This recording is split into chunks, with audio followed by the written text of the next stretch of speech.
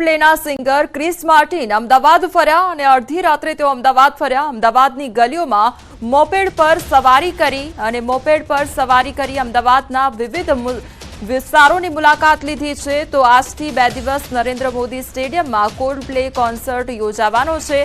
અમદાવાદ સહિત દેશના music lovers જે દિવસની રાહ જોતા હતા તે 25 જાન્યુઆરીનો દિવસ આવી ચૂક્યો છે।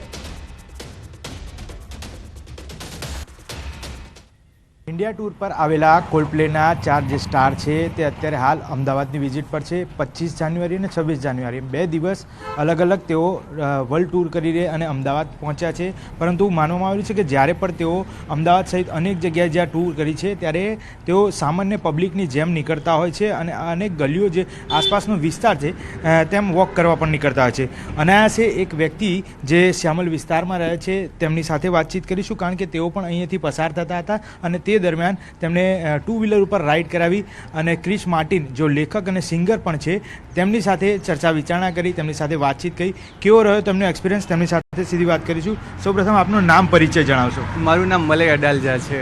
मतलब भाई आप क्यांथी पसार थई रह्या हता अने आसे केवी रीते क्रिस मार्टिन आपने मળી ગયા અને આપે એમને કેવી રીતે રાઈડ કર્યા? એટલે હું વસ્ત્રાપુરથી શ્યામલ જઈ રહ્યો હતો તો આ બાજુ આ રસ્તેથી આપણે મીન્સ આઈટીસી વાળા રસ્તેથી જઈ રહ્યો હતો તો મને ક્રિસ જે દેખાઈ ગયા જે વોકિંગ કરતા હતા એની ક્રૂ સાથે તો મેં એમને જોયા તો મેં ગાડી મીન્સ એક્સેસ ઊભું રાખ્યું અને એમને રિક્વેસ્ટ કરી કે સેલ્ફી માટે તો ક્રિસે એવું કીધું કે ભાઈ સેલ્ફી તો આપીશું તને પણ મને પહેલાં એક્સેસ મેં રાઈડ કરે એટલે એ આવી રીતના તરત જ મારી એક્સેસમાં બેસી ગયા પાછળ અને એ મારી સાથે એક્સેસમાં બેસીને થોડાક આગળ સુધીને અમે રાઈડ કરી અને તો એમાં એવી રીતના વાતચીત અમારી થઈ કે ભાઈ તમે કોન્સર્ટમાં આવો છો કે નહીં તો મેં કીધું ના મને ટિકિટ નથી મળી એટલે હું નહીં આવતો એમ તો એ કે ઠીક છે તો હું તમને કે ટિકિટ આપું છું કે તમે કોન્સર્ટમાં આવજો એમ તો એવી રીતના એમની સાથે વાતચીત થઈ એટલામાં અને એમની યારે સેલ્ફી ને ફોટો ને બધું લીધું પછી તમને લાગે છે કે આવા રીતે જ્યારે બોલિવૂડ સ્ટાર જ્યારે જતા હોય છે ત્યારે બાઉન્સરો હોય, સિક્યુરિટી ગાર્ડ હોય, આ સિક્યુરિટી તોડીને પણ સામાન્ય માણસની જેમ જ મળતા હોય છે।